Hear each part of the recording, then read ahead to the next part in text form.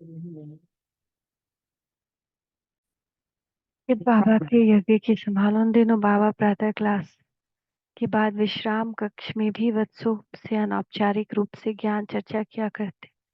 यह वही कमरा था जहाँ कभी दीदी जी का स्थान रहा। एक बार बाबा वहाँ वत्सों के समक्ष ज्ञान चर्चा कर रहे थे। वत्सों ने देखा बाबा के एक पाँव के अंगूठे को छोटी सी पट्टी बंधी हुई। एक वत्स ने पूछा, बाबा ये क्या? बाबा ने कहा, बच्चे रात्रि को जब सोया था तो स्वप्न में देखा कि इस कमरे के सामने वाली पहाड़ी पर वत्सों के वस्त्र सूख रहे हैं।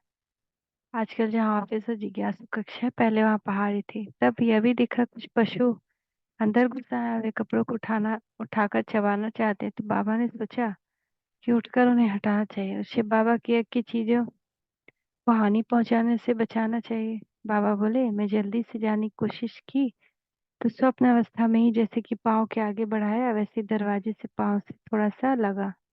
इसे बहुत मामूली सी खरोंच आई। बच्चे, थोड़ा बहुत जो हिसाब किताब है वह तो सामने आता ही है और चुकता होता जाता है। हम ब्राह्मणों को इस यज्ञ की हर एक चीज की संभाल तो करनी ही है ना।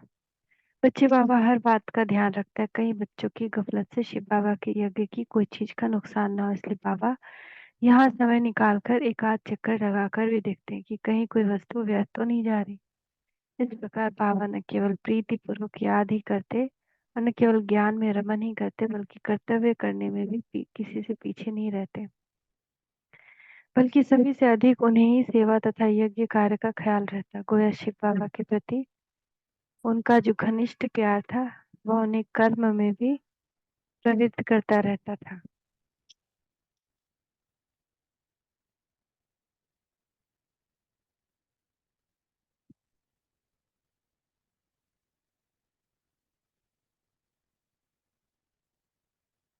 अद्भुत संतुलन, जैसे बाबा के ज्ञान जीवन में ज्ञान और प्रेम का अद्भुत तालमेल था, वैसे ही बाबा के जीवन में हर प्रकार से संतुलन था। वे देही अभिमानी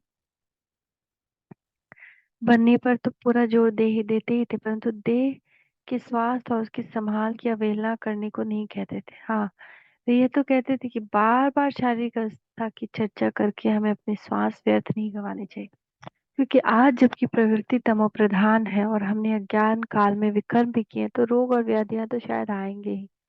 अतः उन्हें उन्हीं में मन बुद्धि लगाए रखने से तो हम शिव बाबा की याद के लिए समय निकाल ही नहीं पाएंगे।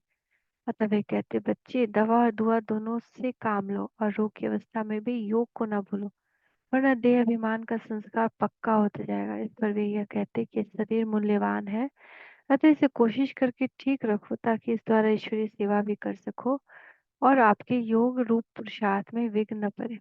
बाबा का आत्मनिश्चय में जो स्थिति थी, उसका उनका जो स्नेह था वह हर बोल हर कर में झलकता था। यहाँ तक कि बाबा ने शरीर छोड़ने के समय जो अनुभव व्यक्त होने के बाद सुनाया, उससे भी उनके जीवन में इसकी पराकाष्ठा स्पष्ट झलकती थी। अब हम उनके उस अनुभव तथा उनके स्नेह का उल्लेख करेंगे।